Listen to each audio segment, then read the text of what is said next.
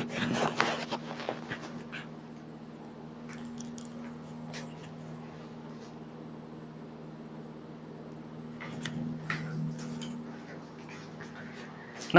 आदाब, सत श्री अकाल मेरे दोस्तों। आ गया आपका होस्ट और दोस्त प्रतीक सिंह लेकर के प्रमुख तथ्यों के साथ आपका बायोलॉजी का डाइजेस्टिव सिस्टम का अगला क्लास। इससे पहले के क्लास में हम लोग दांतों के बारे में बहुत सारी विशेष चीज़ों को जाने थे। चलिए एक बार फास्ट तरीके से आपको मैं उन सब चीज़ों के बारे में पढ़ा दूँ, फिर हम आगे बढ़ेंगे, रिवाइज करवा दूँ। हमने पढ़ा था सर टीथ, हम दांत देख रहे थे सर, टीथ ह्यूमन टीथ हम देख रहे थे सर। इसमें हम देख रहे थे वयस्क का और सर आपको बच्चे का।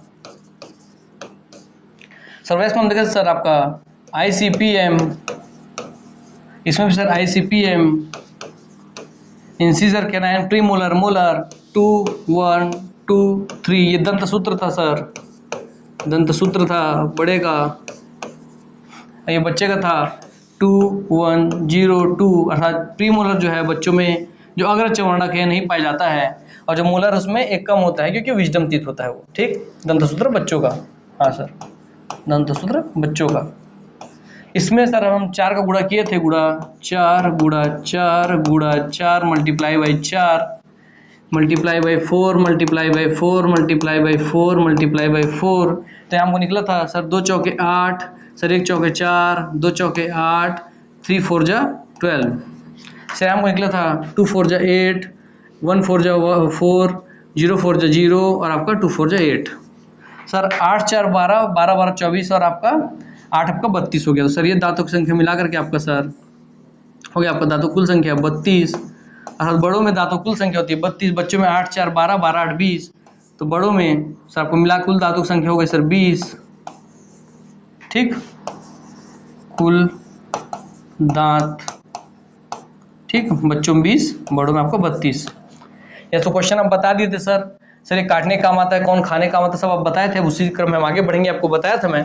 ठीक है, इसमें आपको बताया था सर कि जो ह्यूमन टीथ है वो आपका ग्रीवदंती, थिकोडोंट, विषमदंती, हेट्रोडोंट, द्विबारदंती, 2 बार जो दांत आते हैं द्विबारदंती, डायफायोडोंट है सर। अलग अलग प्रकार के दांत है, ICPM प्रकार के, इसलिए हेट्रोडोंट है क्योंकि विषमदंती है, अलग अलग प्रकार के दांत है सर। ग्रीवदंती क्योंकि मसूड़े के अंदर घुसा होता है, ग्रीवा में घुसा होता है, इसलिए ग्रीवदंती थिकोडोंट दांत है हमारा। ये बता दिया था, ये सब आपको बताया था, है ना।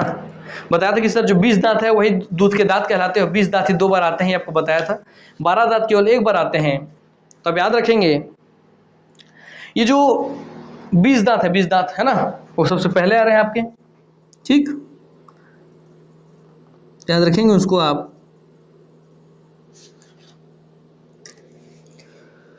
ये क्वेश्चन आपको बताना था, उससे जुड़ा हुआ मुझे।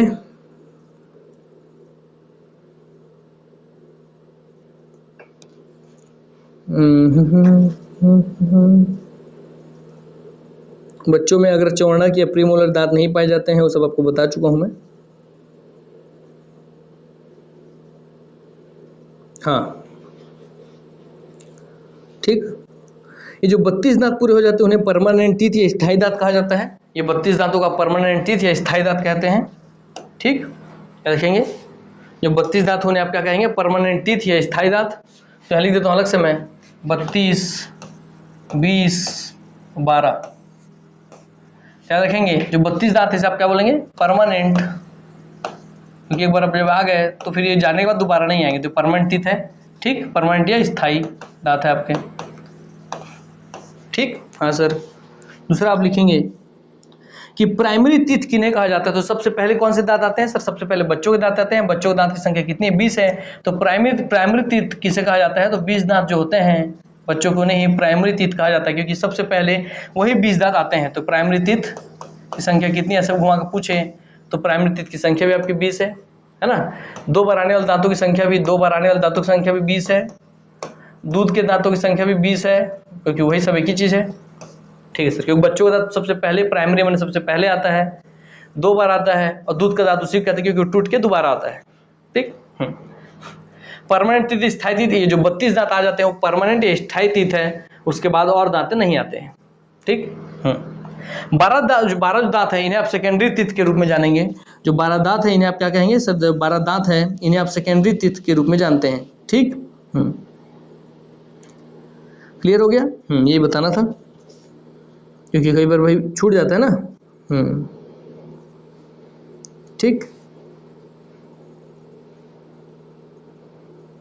तो याद रखेंगे जो 12 दांत इन्हें क्या करेंगे आप सेकेंडरी टीथ,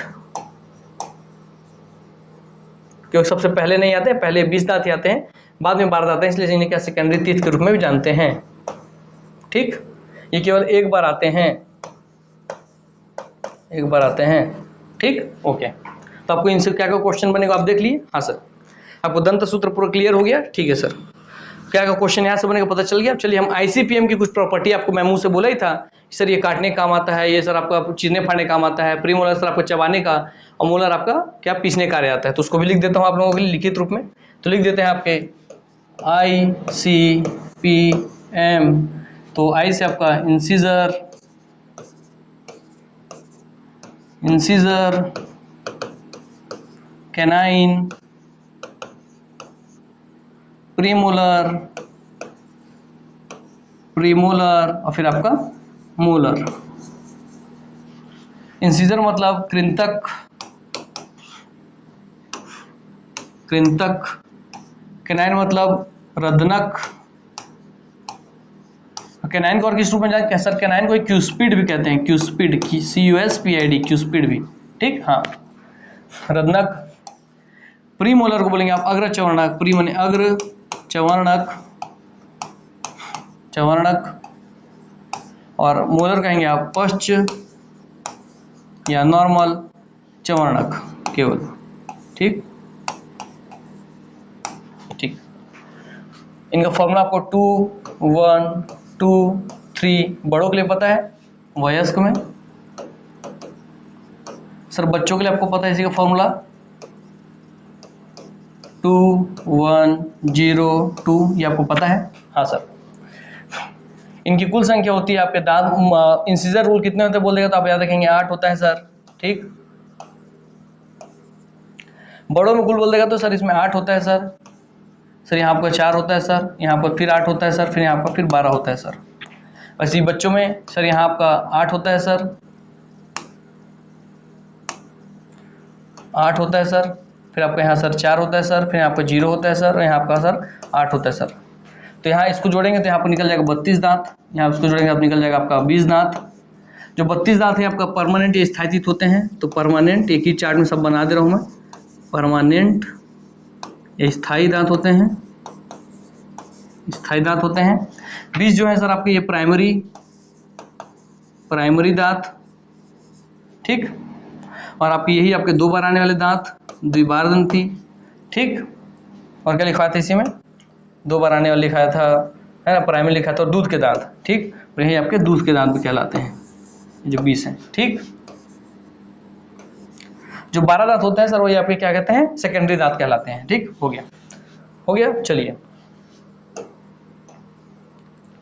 इसके बाद आप इनको कुछ, मैं इनकी प्रॉपर्टी लिखा रहा हूँ इंसीजर का कुछ। इंसीजर क्या काम आता है सर, इंसीजर का काम आता है सर काटने के, तो लिख लीजिए इंसीजर काम आता है सर कृंतक आपका काटने के, खाने को, खाना को जब खाना खाते हैं, भोजन को, या भोजन लिख देता हूँ खाना नहीं, भोजन को आपके काटने का कार्य कौन करता है सर, इंसीजर। कृंतक सर चीरने या फाड़ने कार्य करता है, चीरने या आपका फाड़ने का कार्य करता है। रदनक सर आपका जो अग्र चवर्णक है सर चबाने का कार्य करता है, चबाना। और जो पश्च चवर्णक है, पश्च आपका चवर्णक है ये सिव मोलर है, वो आपका सर पीसने का कार्य करता है, पीसना। तो चारों कार्य आपको चल गया, काटना, चीरना, फाड़ना, चबाना और आपका पीसना। ठीक है सर, याद रखेंगे, मैं आपको बताया था उसी कॉन्सेप्ट से घुमा के क्वेश्चन पूछ सकता है कि बच्चे सबसे पहले, छोटे छोटे बच्चे होते हैं, है ना, तो जब वो हंसते हैं तो सबको सबसे पहले सामने के दांत दिखता है, ये शुरू के 2 दांत, नीचे के 2 दांत, ऊपर के। तो इसलिए सामने के जो दांत है ना, अर्थात इन्हीं को ही क्या, जब आप हंसेंगे, आप बड़े हैं आप भी हंसेंगे, तो हंसने के बाद भी, जैसे मैं हंस रहा हूँ, तो सब हंसने पे सबसे पहले कौन सा दांत दिखता है सर, ये सामने का दांत दिखता है, जिसको हम इंसिजर बोलते हैं।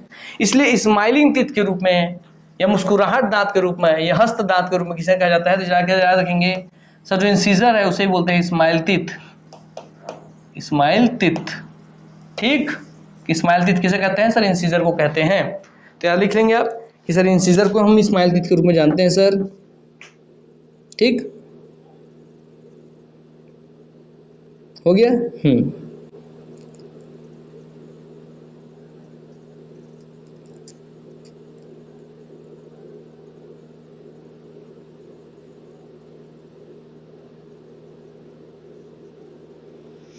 हो गया। हाँ सर। अब जो विजडम टीथ था इस चवर्णक में जो तीसरा नंबर का थर्ड मोलर या तीसरा मोलर या तीसरा चवर्णक टीथ, थर्ड मोलर टीथ जो होता है आपका, जिसे हम जानते हैं विजडम टीथ। आपको ये पता चल गया कि विजडम टीथ किसे कहते हैं सर?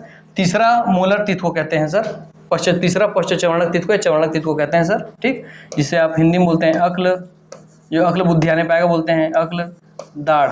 ठीक, ये 18 साल उम्र के बाद आती है।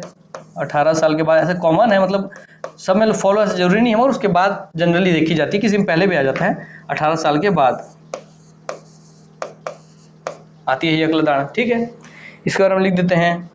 हाँ, इसका जो विशेष चीज है वो आप लिखेंगे यहाँ पर अलग से, व्हाइट में लिखता हूँ तो आपको ध्यान रहे। जो ये आपका मोलर है ना, मोलर, इसका जो तीसरा टीथ है विजडम टीथ, इसे ही आप इसका जो थर्ड है, थर्ड मोलर, मतलब आपका विजडम टीथ का बात हो रहा है, ये अक्ल दाढ़ का बात हो रहा है, अक्ल दाढ़ का बात हो रहा है। ये आप याद रखेंगे, ये आपका अवशेषी अंग है, अवशेषी अंग है, ह्यूमन बॉडी का अवशेषी अंग है। अवशेषी अंग क्या होता है? वेस्टिजियल ऑर्गन है। क्या है? वेस्टिजियल ऑर्गन, इंग्लिश में वेस्टिजियल ऑर्गन है। ठीक, याद रखेंगे आप, क्या है ये? Vestigial organ, vestigial organ.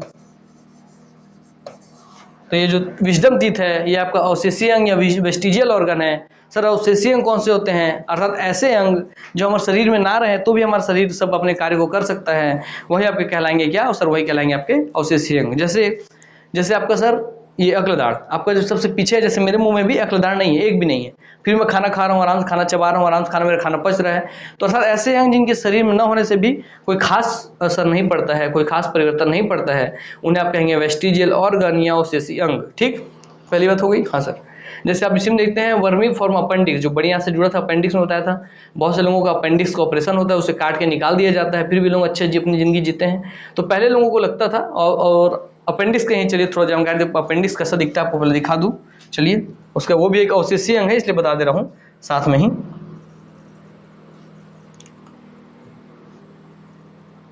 यहाँ पे आपको नहीं दिख रहा होगा, दिखाता हूँ मैं यहाँ पे अलग से, कि यहाँ पर ये देख रहे हैं अपेंडिक्स लिखा हुआ, अपेंडिक्स लिखा हुआ मैं यहाँ पे, अपेंडिक्स, ये अपेंडिक्स है। अपेंडिक्स धागे में संरचना ऐसे करके पतली सी, ऐसे करके एक धागे में से संरचना पतली सी है ऐसे करके। ठीक, जो कि बड़ी आंत से जुड़ी हुई है, बड़े आंत के एंड से। जब किसी को अपेंडिक्स में इन्फेक्शन होता है या तकलीफ होता है तो अपेंडिक्स को काट के निकाल दिया जाता है, और उसके बिना भी आदमी अपना जीवन अच्छे से जी लेता है। तो ये भी एक अवशेषीय अंग के रूप में लिया जाता है। शुरू में इसको अवशेषीय अंग के रूप में लिया जाता था, पुस्तकों में इसको अवशेषीय अंग के रूप में जानते हैं, इसका कोई उपयोग नहीं है ऐसा बोलते थे। मजसे से और अध्ययन हुआ और गहन अध्ययन हुआ तो पता चला कि हाँ भाई इसका भी उपयोग है, ऐसा नहीं है कि अध्ययन इसका जरूरत एकदम नहीं है करके। तो सर जब आज चलिए तो बात की बात है, पहले सर इसको अवशेषीय अंग है तो सर ये हमारे बॉडी में है ही क्यों, इसकी जरूरत ही क्यों है सर, ये क्यों हमारे शरीर में है? क्योंकि जब आपको पता है कि इंसान जो था सर वो आदि मानव था। आदि मानव सर मतलब हम जब आदि मानव थे, हम कच्चा मांस खाते थे, कच्चे पेड़ पौधे से ये सब खा लेते थे। तो कच्चा मांस, कच्चे पेड़ पौधों को पचाने के लिए ये जो आपका अपेंडिक्स है ये बहुत सहायता करता था। इसलिए ये जो आपके जंगली जानवर है उनके में, जो घास फूस खाने वाले जानवर है उनके में ये अभी पाया जाता है, और ये बहुत काम करता है। क्योंकि जो कच्चा मांस खाते हैं, बिना पका हुआ खाना खाते हैं, बिना पका हुआ अनाज खाते हैं, तो चाहे वो नॉनवेज हो चाहे वेज हो, अगर बिना पका हुआ भोजन खाते हैं तो उनके पाचन में जो अपेंडिक्स है ये बहुत मदद करता है। ठीक, हाँ सर, ठीक, चलिए। और अब बोलेंगे सर आज अब जैसे अध्ययन हुआ तो ये आपको बता दे रहा हूँ, आपके सिलेबस का नहीं है वैसे, मगर आपको फिर बता दूं, मैं जानकारी होना चाहिए। अब जैसे जैसे इसका अध्ययन हुआ तो पता चला नहीं यार इसका महत्व तो है। कैसे महत्व है? ये जो बड़ी आंत का आपको ये वाला हिस्सा दिख रहा है, ये वाला हिस्सा आपको दिख रहा है, यहाँ पे आपका देखेंगे कि एक आपका परजीवी हम देखते हैं जो पेट में ही रहता है, बैक्टीरिया का, ई कोलाई नाम से। ठीक, ई कोलाई। ठीक, जो ई कोलाई है वो हमारे शरीर के लिए बहुत आवश्यक होता है, बहुत जरूरी होता है। मतलब जब हमको दस्त या पेचिस होता है ना, मतलब वो हमारे जो दस्त है, जो खाना हम खा रहे हैं उस खाने के पाचन बहुत मदद करता है ई कोलाई। तो उसको क्या बोलते हैं आपका, परजीवी नहीं बोलेंगे, दोनों का हम बोलेंगे भाई समझिए या क्या एग्जैक्ट शब्द नहीं याद आ रहा है। अर्थात वो हमारे शरीर में रह रहा है तो उसको भी हमसे फायदा मिल रहा है, और हमारे शरीर में वो है तो हमको भी उससे फायदा मिल रहा है। उसको रहने के लिए घर मिल गया, वहाँ जीवन जीने के लिए जो न्यूट्रिशन चाहिए वो मिल गया, और हमको उससे फायदा ये मिल रहा है कि जो हमारा भोजन यहाँ पे आता है बड़ी आंत में, उसमें को उसको वो मल में उसको वो मल में क्रिएट करने में बहुत हेल्प करता है, उसका पाचन करके उसको सड़ाने गला के मल में कन्वर्ट करने में बहुत मदद करता है, जिससे हमारा मल आसानी से मल में कन्वर्ट हो जाता है और मल के रूप में बाहर आ जाता है। ठीक, तो ये उसका फायदा हमको मिल रहा है। और उसको क्या फायदा मिल रहा है? उसको ये फायदा मिल रहा है कि सहजीवी बोलते हैं, साथ में जो जीवन निर्वाह करे सहजीवी। हाँ, तो सहजीवी है वो ई कोलाई नाम से। ठीक, तो ई कोलाई जो है वो यहीं रहता है। तो जब हमको दस्त वगैरह आता है ना, तो दस्त जब पेट पूरा साफ होता है तो ई कोलाई भी दस्त के साथ निकल के बाहर चल जाते हैं। तो सोचिए सभी ई कोलाई अगर हमारे पेट से निकल के बाहर चले गए तो हमारे जो हम खाना खा रहे हैं उसको हम कन्वर्ट करने के लिए जो हमको चाहिए मल में अच्छे से मतलब ऐसे तो मल में कन्वर्ट हो ही जाएगा, मगर फिर और अच्छे से कन्वर्ट करने के लिए जिस ई कोलाई की हमको जरूरत थी अब वो यहाँ पे नहीं है, क्योंकि हमको जब दस्त हुआ, पेचिस हुआ तो वो सब बाहर चले गए, तो भाई हमारे शरीर में तकलीफ होगा। तो इसीलिए जो ये अपेंडिक्स है ना, वो ई कोलाई जब दस्त या पेचिस होता है तो इसी ई अपेंडिक्स में आके छुपने का कार्य करते हैं वो। ठीक है, छुप जाने का कार्य करते हैं, वही छुप के बच जाते हैं वो। तो इसलिए वो जो पेचिस से दस्त होता है तो बाहर नहीं निकलते हैं और कुछ बच जाते हैं, तो अपेंडिक्स उनको शेल्टर या छुपने के लिए घर प्रदान करता है। तो ये बाद में अध्ययन के द्वारा पता चला कि अपेंडिक्स का ये यूज है कि ई कोलाई को वो रहने का आवास प्रदान करता है जब दस्त या पेचिस होता है, नहीं तो पूरे बड़ी आंत में तो वो रहते ही हैं। ठीक, चलिए आपको अंतर पता चल गया। चलिए अब आज हमको पढ़ना था, आपका जो है अध्ययन जिसको करना था आपको जब बता चुका हूं मैं, हमें पूरे एक एक चीज जानकारी लिख ली है। ठीक, आपको कुछ भी विषय छूटा नहीं है।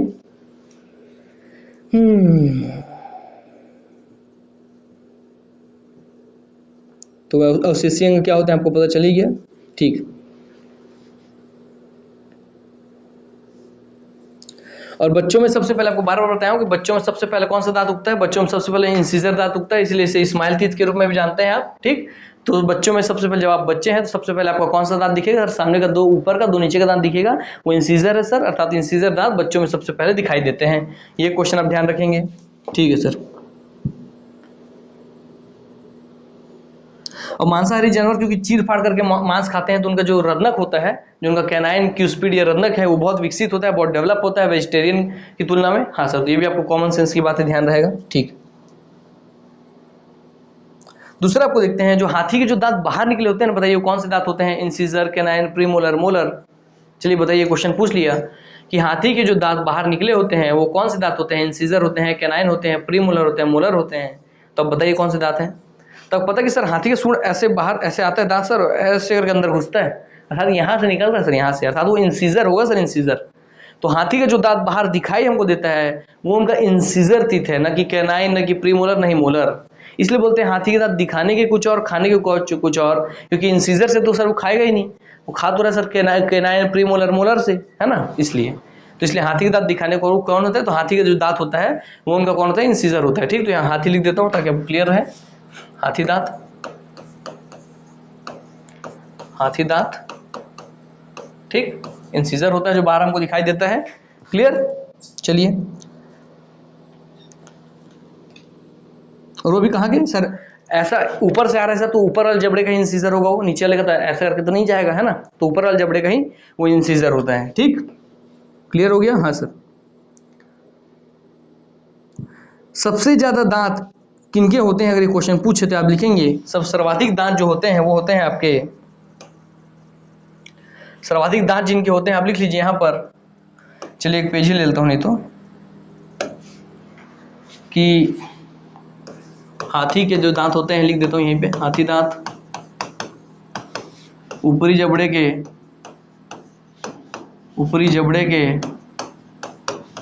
इंसिजर होते हैं, इंसिजर या कृंतक होते हैं, कृंतक, कृंतक होते हैं। ठीक, ठीक। सर्वाधिक दांत किनके मुंह में पाया जाता है?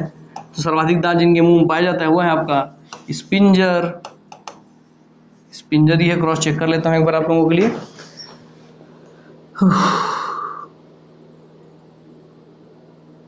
नहीं स्पिंजर नहीं, स्पिनर, स्पिनर डॉल्फिन के होते हैं। ठीक, सर्वाधिक दांत किनके होते हैं? स्पिनर डॉल्फिन के होते हैं। कितने होते हैं? लगभग 250 के आसपास होते हैं, 250 दांत के आसपास होते हैं। ठीक, ध्यान रहेगा। हाँ सर, ठीक, 250 से अधिक दांत होते हैं, तो 250 में से कभी 250, कभी 250 से अधिक, 250 प्लस दांत इनके मुंह में पाए जाते हैं। ठीक, और कुछ जानवरों की सिर्फ दांत की संख्या पूछ लेती है, वो लिखवा दूँ आपको मैं, याद रखेंगे। जो बिल्ली वर्ग में लिखिए, बिल्ली और शेर, तो लिख लीजिए आप, बिल्ली और शेर दोनों के दांतों की संख्या होती है आपका 30 दांत। तो दोनों बिल्ली प्रजाति के हैं, तो बिल्ली और शेर दोनों में दांतों की संख्या कितनी है? 30 है सर। सर ह्यूमन में, सर मानव में कितने हैं सर? 32 है सर, आपको पता ही है। तो मानव में सर आपका 32 है सर। ठीक, कितने कुत्ते में, जो जिनसे क्वेश्चन बनता है उनका पूछ लिख दे, बढ़ा दे रहा हूँ मेनली सर।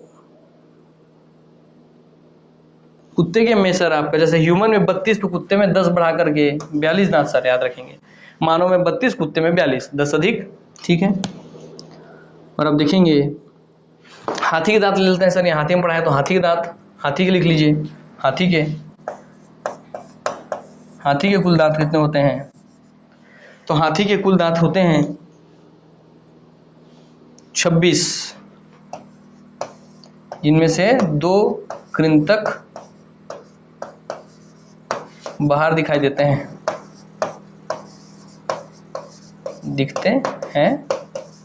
ऊपरी जबड़े के।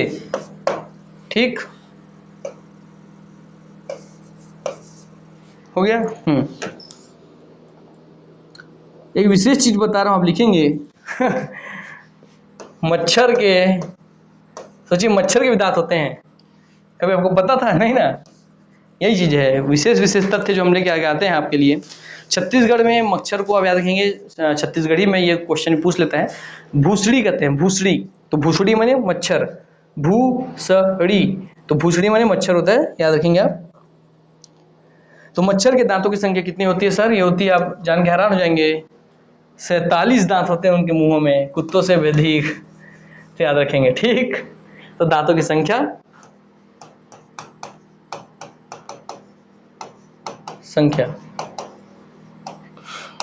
हो गया। हाँ सर, दांतों की संख्या। तो ये देख रहे हैं कि बिल्ली और शेर में 30 दांत होते हैं, ह्यूमन में 32, उसी से 10 बढ़ा करके कुत्ते में 42, हाथी के में 26 और मच्छर में 47 दांत होते हैं। ठीक, 1947 जब भारत आजाद हुआ था, तो 47 से याद रखिए, उतने मच्छर दांत होते हैं, मच्छरों के दांत होते हैं। ठीक, चलिए मैं एक बार चेक कर लो आप लोगों के लिए, कुछ मेरे से छूटा थोड़ी है दांत वाले से, फिर मैं आपको सीधा दांत के स्ट्रक्चर में आ जाऊंगा और दांत का स्ट्रक्चर पढ़ा दूंगा।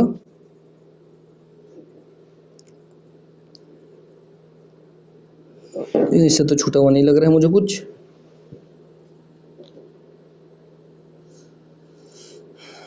दांत कहाँ गए हो भाई, भैया दांत वाले भैया।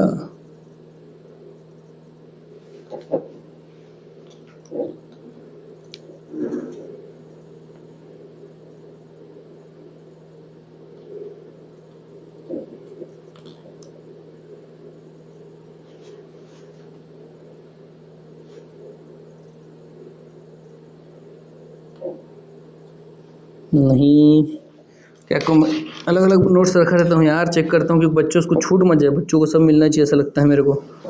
इसलिए चेक करते रहता हूँ कि कुछ छूटे मत, सब चीज़ लिखवा दूँ। ठीक, कि आपको तो पता नहीं चलेगा ना भाई कि भाई कुछ छूटा भी है, मगर मेरा फर्ज तो बनता है कि मैं क्रॉस चेक करके आपको हर चीज़ दूँ, ताकि आप लोग किसी भ्रम में, साए में मत रहें, आप लोगों को हर एक चीज़ का नॉलेज अच्छे से हो सके करके। क्योंकि आप भाई हमारे क्लास में आए, मतलब आपको, आपकी आंखों को खोलना हमारा फर्ज बनता है, आपको हर एक चीज़ से वाकिफ कराना हमारा फर्ज बनता है।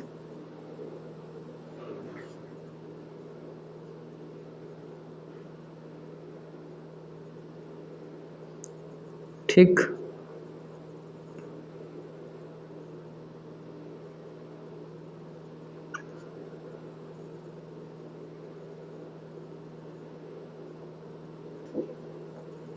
बस यही एक तो देखना है। ये तो हो गया 5 नंबर भैया।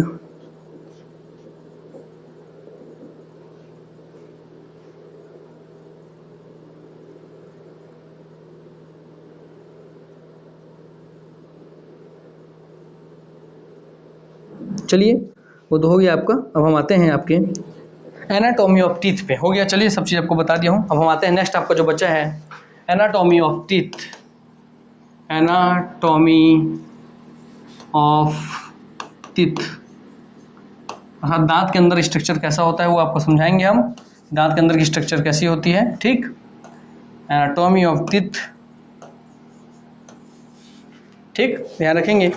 सबसे पहले ही क्वेश्चन जो इससे बनता है आप ध्यान रखें उसको, कि स्टडी ऑफ दांतों के अध्ययन को क्या कहा जाता है, उसे कहते हैं ओडोंटोलॉजी। इसके दांतों के अध्ययन को, टीथ के अध्ययन को, ठीक है, तो टीथ के अध्ययन को, इसकी स्टडी को, इसके अध्ययन को क्या कहा जाता है, इसके अध्ययन को क्या कहा जाता है, तो वो कहा जाता है ओडोंटोलॉजी।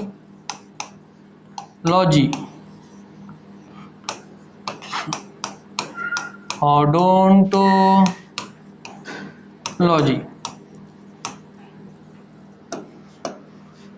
ओडोंटोलॉजी कहा जाता है दांत के अध्ययन को, और दांत वाले को देखने वाले को जो डॉक्टर तो उसे डेंटिस्ट कहा जाता है, ठीक। या ओडोंटोलॉजिस्ट कहा जाता है, ठीक है, या ओडोंटोलॉजिस्ट कहा जाता है, ओडोंटोलॉजिस्ट,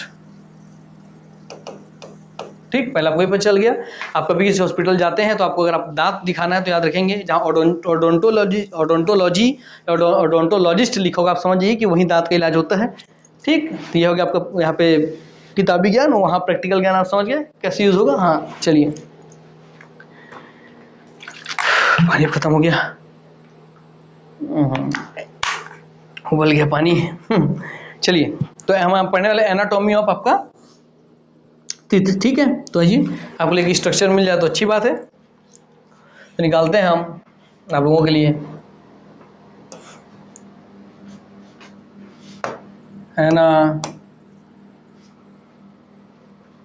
एनाटॉमी ऑफ टीथ, ठीक। ये तो है वैसे, मगर काम चलने लायक कोई मिल जाता स्ट्रक्चर तो ठीक होता, इसमें आपको अच्छे समझा पाते अपन।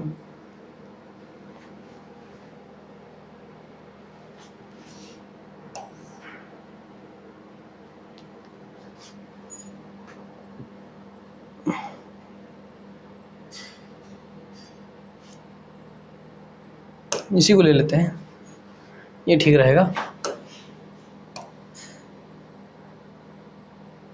ठीक।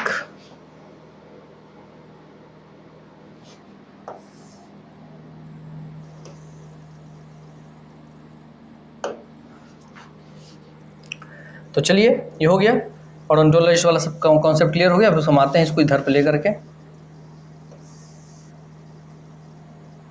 ठीक। चलिए तो एक बार देख लें आपको स्पष्ट हो रहा है कि नहीं मैप में, है ना, क्योंकि आपको मैप में क्लियर दिखना चाहिए, वो ज़रूरी है सबसे ज़्यादा कि आपको मैप में सब क्लियर हो, स्पष्ट रूप से दिखे, ठीक है। हाँ दिख रहा है, क्राउन है, रूट है, इनेमल है, डेंटिन है, पल्प है, सीमेंटम है, पेरियोडोंटल मेम्ब्रेन है, नर्व एंड ब्लड सप्लाई है। चलिए स्पष्ट दिख रहा है आप लोगों को, तो बहुत अच्छी बात है ये, है ना। चलिए अब हम इसे मैप को एकदम अच्छे से अध्ययन करेंगे, इससे बनने वाले सारे क्वेश्चन को हम एकदम रूट के साथ क्लियर करेंगे, ठीक। चलिए आ जाइए।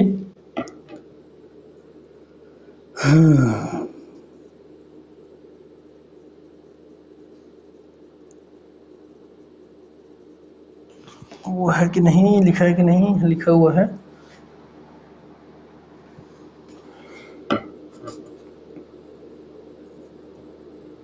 चलिए सबसे पहले हम आते हैं यहाँ पे, जो सबसे पहले वो एनिमल लिखा है उसी पे आ जाते हैं, ठीक। चलिए ये लो, ये ठीक है।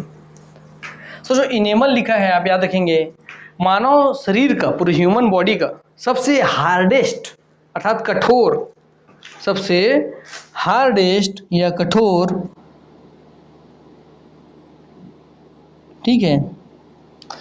यही देखिए सब गलत गलत लिखते हैं, स्ट्रॉन्गेस्ट शब्द मत यूज कीजिए, स्ट्रॉन्ग मतलब मजबूत होता है, हार्ड मतलब कठोर होता है, दोनों बहुत अंतर है। तो सबसे हार्डेस्ट जो होता है पार्ट वो होता है इनेमल। पूरे ह्यूमन बॉडी का, पूरे मानव शरीर का जो सबसे हार्डेस्ट अर्थात सबसे कठोरतम जो लेयर होता है वो होता है आपका इनेमल। याद रखें कौन, इनेमल। क्या लिखेंगे इसके साथ, लिखेंगे इसके साथ लिखेंगे सर आप, इनेमल जो है सबसे कठोर होता है, कठोर मत लिखिए, कठोरतम लिखिए, ठीक, कठोरतम। ह्यूमन बॉडी में सबसे कठोर जो लेयर है वो आपके दांत के ऊपरी लेयर जो आप देखते हैं व्हाइट कलर का जो आपको दिखता है लेयर, उसे ही इनेमल कहते हैं। ये मेरा दांत है, दांत के ऊपर जो लेयर दिख रहा है व्हाइट कलर का आपको जो दिखता है पूरा दांत के ऊपर जो जितना व्हाइट लेयर दिख रहा है ना, व्हाइट लेयर जो है वो इनेमल का बना हुआ है। तो इनेमल जो है वो पूरे ह्यूमन बॉडी का सबसे हार्डेस्ट, ये सबसे कठोरतम समझिए कि आप वो है करके, ठीक, सबसे कठोर भाग है करके, ठीक। तो दांत का ऊपरी भाग इनेमल का बना होता है, जो मानव शरीर का सबसे कठोर भाग होता है। इसमें मजबूत लिख दिया है, गलत है, वो कठोर भाग होता है, ठीक है, क्लियर हो गया, ठीक। चलिए फिर दूसरा हम आते हैं। ये इनेमल तो पता चल गया कि ये पूछेगा मानव शरीर का सबसे कठोरतम भाग कौन सा होता है, तो आप बताएंगे दांत के ऊपर का जो लेयर है व्हाइट वाला वो होता है, जिसे इनेमल कहते हैं। तो इनेमल याद रखेंगे, कठोरतम भाग है कौन, इनेमल, इनेमल याद रखेंगे, ठीक। दांतों के ऊपर का जो सफेद वाला चित्र देखिए, जो इनेमल ये है, व्हाइट वाला जो हिस्सा दिख रहा है ना, मैं वो चित्र ऐसा करके दिखा रहा हूँ, व्हाइट वाला हिस्सा है ये इनेमल है, ठीक। तो इनेमल सबसे हार्ड, सबसे कठोर है, ठीक, ये हार्डेस्ट या कठोरतम भाग होता है, ठीक। हाँ सर, क्लियर हो गया, हाँ सर, इनेमल आपको कॉन्सेप्ट क्लियर, चलिए हो गया पहली बात, हाँ सर। हम आते हैं अब दूसरा, सर डेंटिन। चलिए पहले इसका फॉर्मूला बता दें। तो दांत किस चीज से मिलकर बना होता है, आप लिखेंगे कि दांत बना होता है कैल्शियम कार्बोनेट और कैल्शियम फास्फेट का, ठीक। तो दांत किसका बना होता है, दांत बना होता है, दांत बना होता है, दांत बनता है या बना होता है, बना होता है, किसका बना होता है भाई दांत आपका, याद रखेंगे sir, calcium, calcium Ca, calcium phosphate का, कैल्शियम कार्बोनेट का, कैल्शियम कार्बोनेट का प्लस कैल्शियम फॉस्फेट का। तो कैल्शियम कार्बोनेट और कैल्शियम फास्फेट इसका बना होता है, ठीक, याद रहेगा, हाँ सर, क्लियर। चलिए तो कैल्शियम कार्बोनेट है, ये लिख देता हूं यहां पे, calcium carbonate, calcium carbonate, calcium carbonate और कैल्शियम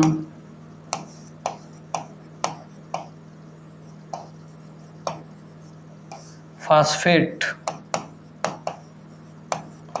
अर्थात जिनके शरीर में कैल्शियम की कमी हो जाती है, फॉस्फेट की कमी होती है, क्या रखेंगे, उनके दांत जल्दी से उम्र से पहले झड़ने लगता है, उनके दांत जल्दी कमजोर पड़ जाते हैं, उनके घुटनों हड्डियों में दर्द होने लगता है, क्योंकि उनमें कैल्शियम और फास्फेट की कमी से ये सब चीज़ें होती हैं। तो कैल्शियम कार्बोनेट के और कैल्शियम कार्बोनेट और कैल्शियम फास्फेट से हमारा क्या है, दांत बना होता है। ये बात याद रखेंगे, ठीक है सर, ये पूरे एक साथ लिख देते हैं, ये आपको याद रहेगा, ठीक है सर, क्लियर हो गया, क्लियर हो गया सर हमारा।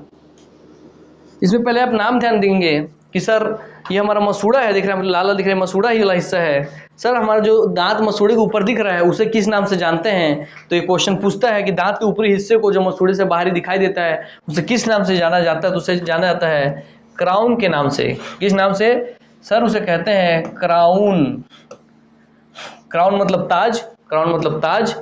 और आप पता है कि ताज कहाँ होता है सर, ताज सर सिर के ऊपर पहनते हैं, इसलिए मसूड़े के ऊपर जो है हिस्सा उसे क्राउन कह रहे हैं। यहाँ पे आपको याद भी नहीं रखना पड़ेगा, मसूड़े के ऊपर मतलब अपने सिर पे क्या पहन रहा है, क्राउन पहन रहा है, इनेमल का बना हुआ, इनेमल का बना हुआ क्राउन पहन रहा है, ताज पहन रहा है इसलिए, ठीक। ताज ऊपर पहनते हैं तो मसूड़े के ऊपर का हिस्सा जो है क्राउन कहलाता है। और मसूड़े के अंदर जो हिस्सा पूरा धसा हुआ है, ठीक, उसे कहते हैं आप रूट। तो मसूड़े के ऊपर के हिस्से को क्राउन कहते हैं और मसूड़े के नीचे के हिस्से को कहते हैं रूट, ठीक। देखो आपको दिख रहा है येलो कलर में, वो येलो है करके। तो मसूड़े के ऊपर के हिस्से को कहते हैं क्राउन और मसूड़े के नीचे के हिस्से को कहते हैं आपका रूट, ठीक। क्राउन और रूट हो गया, ठीक, हाँ सर, ठीक। तो क्राउन शब्द किससे जुड़ा है, दांत से। रूट शब्द किससे जुड़ा है सर, दांत से। इनेमल किससे जुड़ा हुआ है सर, दांत के ऊपरी लेयर जो व्हाइट वाला है उसे इनेमल कहते हैं। Sir dentin, dentin for dentist, तो याद रखें सर डेंटिन शब्द भी क्या है सर, दांत से जुड़ा है। और देखेंगे आपकी क्राउन जो है, उसके क्राउन और पल्प, ये जो दिख रहा है गाढ़ा वाला हिस्सा, ये इसको पल्प कहते हैं, और जो ऊपर व्हाइट वाला से बोलेंगे क्राउन। तो पल्प और क्राउन के बीच में जो लेयर है वो आप देखेंगे उसे क्या कहते हैं सर, डेंटिन कहते हैं। तो आपको पूछ सकता है कि क्राउन और पल्प के बीच में जो लेयर पाया जाता है उसे क्या कहते हैं, डेंटिन कहते हैं।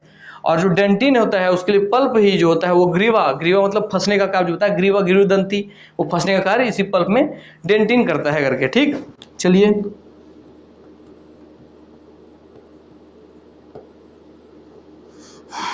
याद रखेंगे डेंटिन का जो आपका जो कैविटी है, याद रखेंगे डेंटिन का जो कैविटी है वही आपका क्या कहलाएगा, वही आपका पल्प कहलाता है। तो डेंटिन का कैविटी, CAVITY कैविटी या गुहा, तो डेंटिन का जो कैविटी या गुहा है, डेंटिन का जो कैविटी है या गुहा है वही आपका पल्प कहलाता है। अर्थात डेंटिन ये जो हल्का ब्राउन दिख रहा है ये वाला हिस्सा, और ये पल्प, तो डेंटिन का ही जो पल्प जो है ना, ये डेंटिन का गुहा वाला हिस्सा है। गुहा मतलब गर्भगृह में, गुफा के अंदर वाला, तो अंदरूनी हिस्सा है, इसलिए डेंटिन का जो ऊपरी हिस्सा है वो डेंटिन, इस लेयर का ऊपरी हिस्सा डेंटिन, और उसी के नीचे गर्भ तरफ का हिस्सा आपका क्या कहलाता है, पल्प कहलाता है। आपको समझ गए? हाँ सर, एक लेयर है, उस बिस्किट में 2 लेयर है, तो जो ऊपर का हिस्सा है उसे डेंटिन कहेंगे, उसके अंदर का हिस्सा जो है उसे सर आप पल्प कहेंगे। ठीक, चलिए क्लियर हो गया? हाँ सर, हो गया? हाँ सर। दूसरा,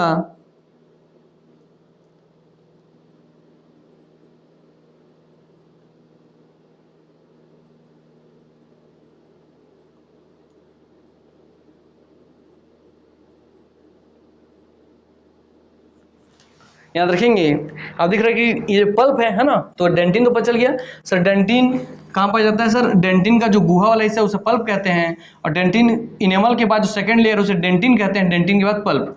तो E for enamel, D for dentin, P for pulp, तो EDP ऐसे याद रखेंगे, इनेमल डेंटिन पल्प। और अब इस पल्प में क्या देख रहे हैं, इस पल्प जो ये पूरा हिस्सा है, ये वाला पूरा हिस्सा जो है ये पल्प है, ये वाला है ना जिसको बनाया मैं अभी।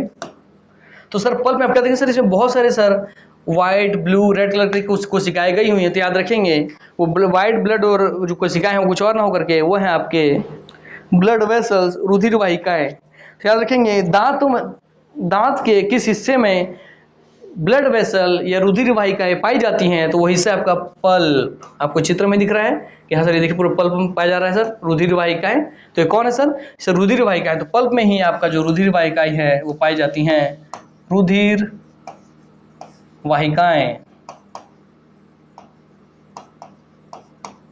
और जो रुधिर वाहिकाएं होती है जो पल्प पाई जाती है वो पल्पों में होते हुए ही आप देखेंगे कि सर दांत का जो रूट है, जड़ है, वहां से जाके जुड़ी हुई है सर। इस तरीके से जो हमारा खून वून है वो पोषक पदार्थ लेकर के, ये कैल्शियम कार्बोनेट, कैल्शियम फॉस्फेट जो हम खा रहे हैं उसको लेकर के, ये जो ब्लड वेसल है इधर से और उधर से वही लेकर के उस फॉस्फेट को, उस कैल्शियम को लेकर के ही यहाँ से ला करके इस ब्लड वेसल के माध्यम से हमारे दांतों को देती है और हमारा दांत मजबूत होता है। और जब हम खाने में नहीं खाते हैं तो ये ब्लड वेसल कैल्शियम फॉस्फेट नहीं लेके आएगी अपने साथ, तो हमारा दांत कमजोर पड़ जाएगा। ठीक, तो समझिए कि इन ब्लड वेसल्स का काम क्या है, जो न्यूट्रिशन, जो पोषक तत्व है जो दांतों के लिए जरूरी है, ये ब्लड वेसल ही लेकर के उन तक पहुँचती है। ठीक, चलिए जैसे आपकी माँ आप तक खाना लेके पहुँचती है, आप उसको खाते हैं, बना के बना के सब रेडी करके आपको खाना ला के देती है, आप खाते हैं, तभी तो आप जी रहे हैं ना धरती पे, तभी आप बढ़ रहे हैं, है ना, वही वाला बात है।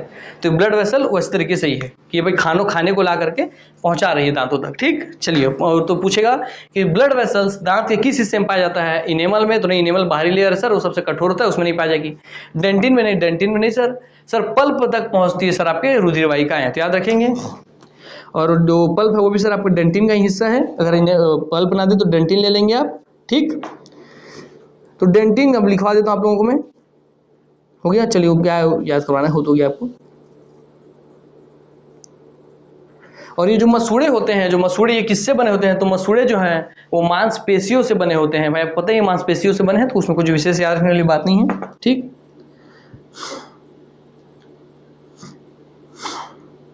तो आप देख रहे हैं कि सर ये तो हो गए सर दांत तो सर ऊपरी जो हिस्सा बस वही सर आप देखेंगे कि पीला वाला हिस्सा जो है वो इनेमल है।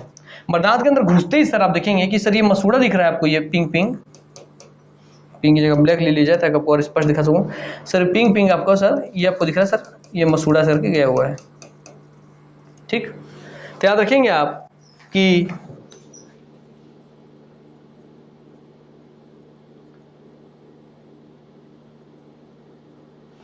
तो जो डेंटिन है ना, ये जो डेंटिन आप दिख रहे हैं, ये लेयर आपका डेंटिन है, ये आपका डेंटिन है, इसको अलग कलर से ले लेता हूँ। ये आपका हरा वाला जो लेयर है डेंटिन है, ठीक है, डेंटिन है पूरा हरा वाला।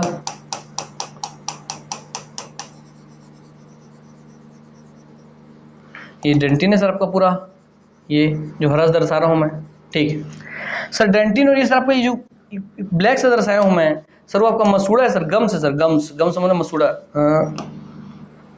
ब्लैक ले लूँ और ये गम्स, गम्स सर मसूड़ा है सर, ये पूरा ऐसा करके सर मसूड़ा गया हुआ है, ये दिख रहा है मसूड़ा गया हुआ है। तो बताइए कि ये जो डेंटिन है और ये जो मसूड़ा है, गम्स है, गम्स मतलब मसूड़ा जो है ना सर, ये डेंटिन जो ग्रीन से दर्शाए हैं और जो मसूड़ा जो आप ब्लैक से दर्शाए जो कि पिंक कलर से है, दोनों के बीच में आपको सर ये दिख रहा है कि यहाँ पर एक येलो कलर का एक आपका लेयर दिख रहा है। तो येलो कलर का जो लेयर है उसे आप कहते हैं सीमेंटम, अर्थात पूछेगा क्वेश्चन बना करके कि डेंटिन मसूड़े या गम्स से किसके माध्यम से जुड़े होते हैं, तो सीमेंटम के माध्यम से जुड़े होते हैं, ये क्वेश्चन यहाँ बनेगा। अच्छा सर, कैसे याद रहेगा सर? सीमेंट का काम क्या है सर? सीमेंट से सर ईंटों को ईंटों पे रख के जोड़ने का कार्य आता है, तो बस सीमेंट जोड़ने का कार्य करेगा किसको सर? डेंटिन से सर आपके मसूड़े को, बस खत्म, सिंपल सी बात, याद ही नहीं रखना कुछ, हो गया। जाइए आपको यह स्पष्ट क्लियर कर दूं मैं आप लोगों को, यहाँ दिखा दूं मैं इसी में ही।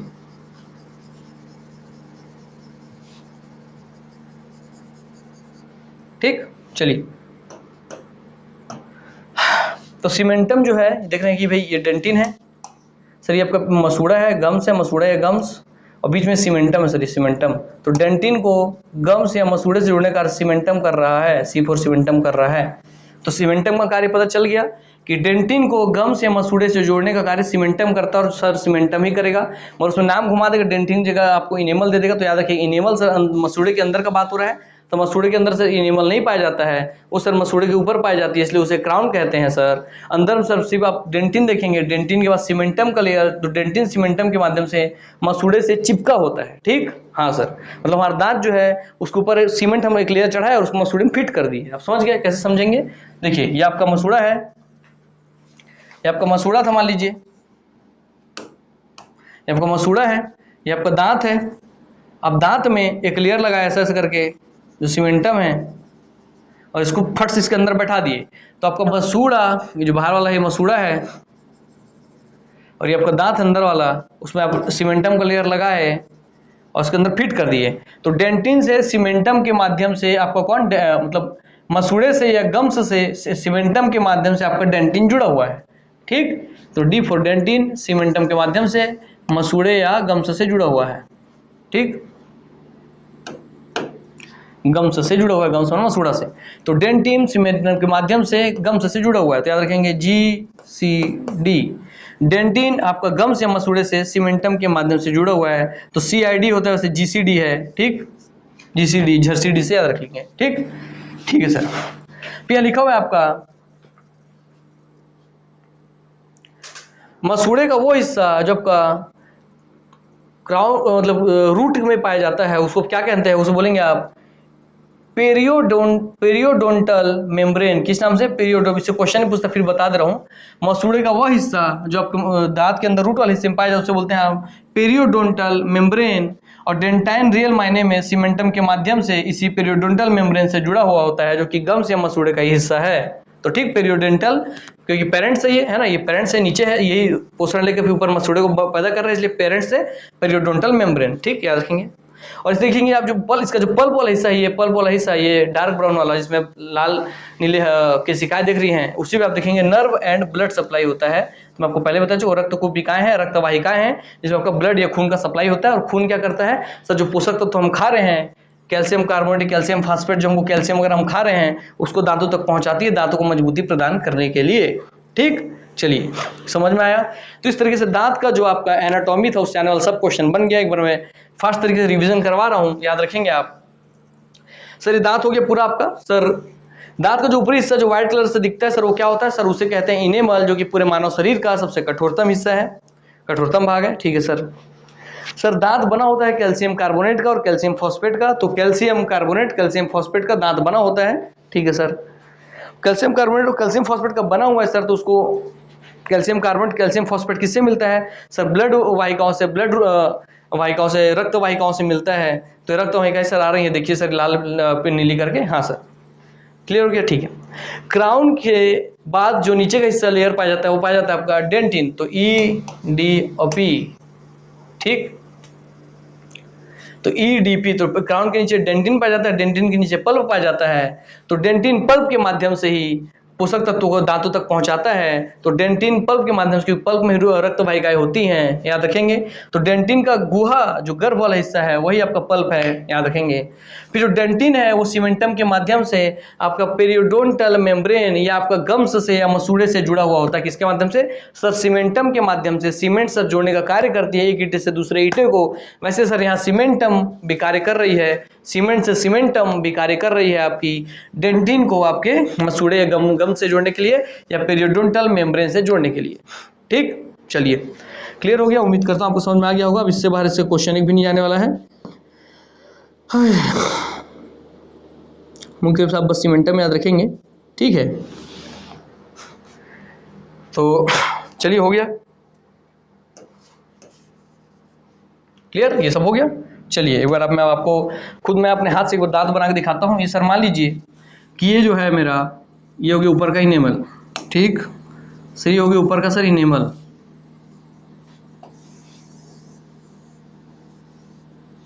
ये सर कोई इनेमल हो गया सर, ये क्या है सर? इनेमल है, इनेमल है, एनिमल है, इनेमल है सर, ये जो सबसे कठोरतम हिस्सा है, ठीक ठीक है सर। इसके बाद सर नीचे आएगा सर आपका ये इसी पे सर जो पूरा भरा रहेगा सर ऊपर से नीचे तक, वह सर आपका डेंटिन।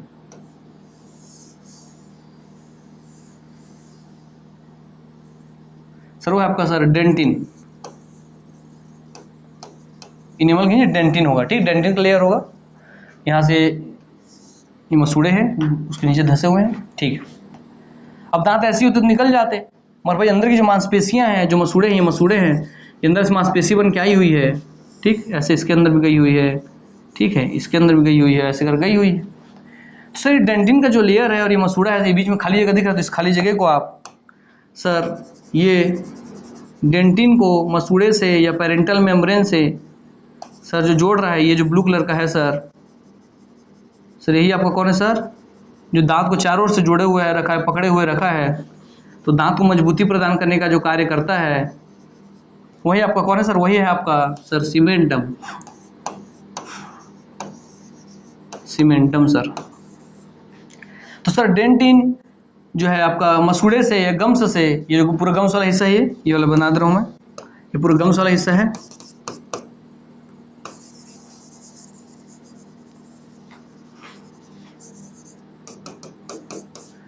तो इस गम्स से डेंटिन को इस गम्स से कौन जोड़ रहा है? बीच में ब्लू वाला सीमेंटम जोड़ रहा है, ठीक है सर।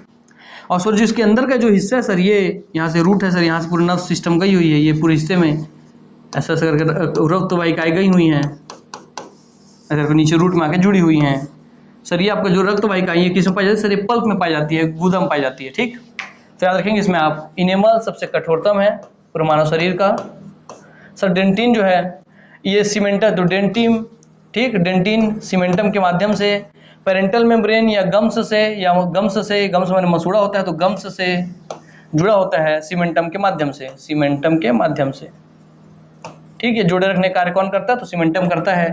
पल्प जो होता है उसी में रक्त वाहिकाएं पाई जाती हैं, रक्त वाहिकाएं पाई जाती हैं, वाहिकाएं, रक्त वाहिकाएं पाई जाती हैं, ये भी आप याद रखेंगे।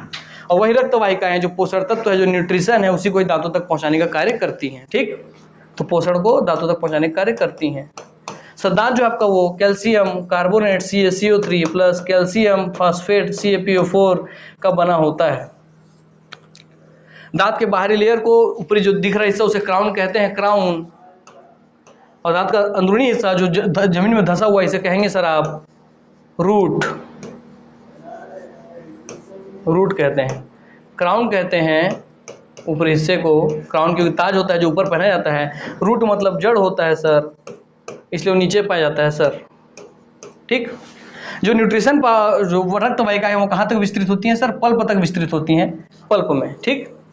तो पल्प में PULP, पल्प में ही रक्त वाहिकाएं पाई जाती हैं। ये आपका डेंटिन है, डिफोडेंटिन है, गम से सीमेंटम हो गया, ठीक है, क्लियर? हाँ सर। इस तरीके से उम्मीद करता हूँ कि अब आप लोगों को जो एनाटॉमी ऑफ टीथ है इससे भी कोई भी डाउट, कोई भी क्वेश्चन नहीं बना होगा, और आपका ह्यूमन टीथ अब A to Z कंप्लीट होता है। इसके पश्चात आपका ह्यूमन टीथ से एक भी क्वेश्चन बाहर नहीं आएगा और एक भी क्वेश्चन आज से बाहर नहीं जाएगा, ठीक। तो चलिए इस तरीके से हम इसको कंप्लीट करते हैं। इसके पश्चात हम नेक्स्ट क्लास में एक काम और करता हूँ मैं, जो मैं थोड़ा सा ये भी देता हूँ ताकि हम फिर नेक्स्ट क्लास में हम फिर वो कर लेंगे, है ना। तो थोड़ा सा रुकिए, मिल जाए तो अच्छी बात है।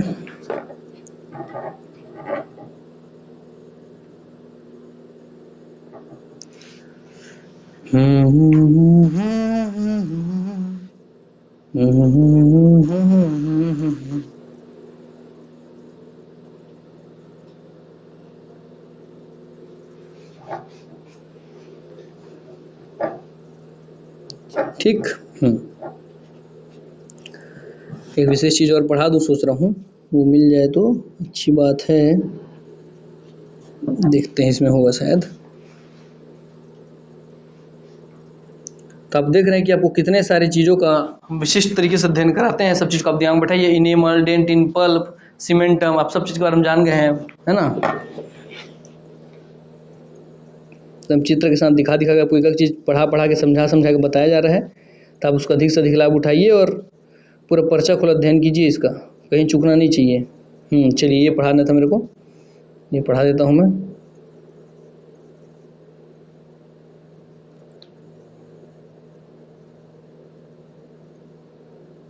इसको नेक्स्ट क्लास में ले लेंगे, थोड़ा लंबा पढ़ाना पड़ेगा, ठीक है। एक्चुअली लार ग्रंथि पढ़ाऊंगा वो सोचा था, मगर उसको थोड़ा लंबा ही चल जाएगा तो आपका क्लास लंबा हो जाएगा, तो बेमतलब का उसे रहने देते हैं।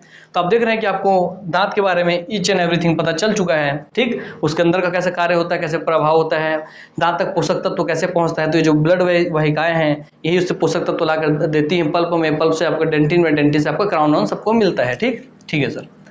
मसूड़ों के अंदर का जो हिस्सा उसे रूट कहते हैं, ऊपर के हिस्से को क्राउन कहते हैं। इनिमल सबसे हार्डेस्ट पार्ट है।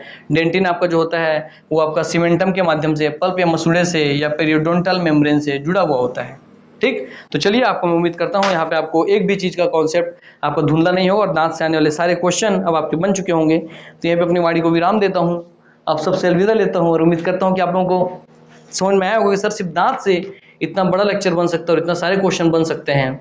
तो हाँ, तो अपने बॉडी के बारे में आप जान रहे हो कैसे कार्य करता है और कितना सारी चीज़ पीछे टेक्नोलॉजी काम कर रहा है, तो आपको इनसे कितना प्यार करना चाहिए, कितना इनका ख्याल रखना चाहिए।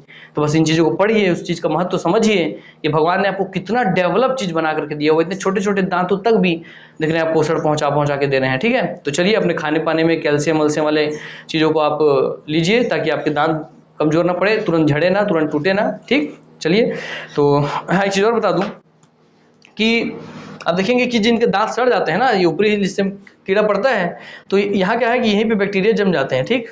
मान लीजिए यहीं बैक्टीरिया पूरे जम गए, ये बैक्टीरिया जम गए, रूट कैनाल जो क्यों होता है वो बता रहा हूँ। तो बैक्टीरिया जम गए तो भाई जो है आपके जो पोषण तत्व थे वो नहीं आ पा रहे हैं इन तक, ठीक, पहुँच नहीं पा रहे ऊपर तक ब्लड वाहिकाओं की मदद से। तो डॉक्टर क्या करता है, इसी यहीं पे छेदा करता है और छेदा करके इसे ही साफ करेगा, क्लीन करेगा, ठीक, क्लीन करेगा। यहाँ से जो कीड़े लगे उनको निकालेगा, उनको सफाई करेगा। सफाई करने के बाद तो उसी की रूट, ये बोले रूट कैनाल, तो रूट कैनाल ये होता है, इसी रूट में ही रूट की सफाई करना ही, इस रूट माने होता है आपका समझ रास्ता, और कैनाल मतलब नली, तो नली समान जो ये रास्ता है इसकी सफाई करता है डॉक्टर, ताकि आपके दांतों तक प्रॉपर जो पोषण है वो पहुंच सके, उसे कहते हैं रूट कैनाल ट्रीटमेंट। तो आप जानेंगे किसी का, जैसे आप जानते हैं रूट कैनाल ट्रीटमेंट तो बोलते हैं RCT, तो RCT माने RCT रूट कैनाल ट्रीटमेंट भी इसी से जुड़ा हुआ है। उसके रूट की सफाई करना जिसमें पूरे बैक्टीरिया भर गए हैं, जो पूरे जाम कर दिए हैं रास्ते को, पोषण पदार्थ नहीं आ पा रहा है, ठीक। तो आप समझिए RCT में क्या होता है, ठीक है, ठीक। चलिए तो उम्मीद करता हूँ कि अब आप लोगों को इससे कोई भी डाउट, कोई भी दिक्कत नहीं रहा होगा और ये पूरा टॉपिक आप लोगों का स्पष्ट रूप से क्लियर हो चुका होगा। तो यहाँ पे आप लोगों को एनाटॉमी ऑफ टीथ से, दांत की स्ट्रक्चर से, दांत के हर एक चीज से आप भली भांति वाकिफ हो चुके हैं। तो उम्मीद करता हूँ कि अब आप लोगों को दांत से कोई भी दिक्कत नहीं रहेगा, ठीक। तो यही भी अपनी वाणी को विराम देता हूँ, आप सबसे अलविदा लेता हूँ और उम्मीद करता हूँ आप लोग सोचे होंगे कि हाँ यार इतना सारा चीज़ है और हमको आज तक कितने हम कम ज्ञान के दुनिया में हम जी रहे थे। तो बस इस सब के साथ आपके ज्ञान को और ऊंचाई तक पहुंचाने के लिए आपको लगता हो कि थोड़ा सा भी आप कुछ नया सीखे हैं, तो बस वही आपका प्यार है, अपना प्यार बनाए रखें और हमारे साथ जुड़े रखें। तो यही सहयोग के साथ मैं अपनी वाणी को विराम देता हूँ, आप सबसे अलविदा लेता हूँ। नमस्कार, जय हिंद, जय भारत, जय छत्तीसगढ़, वंदे मातरम।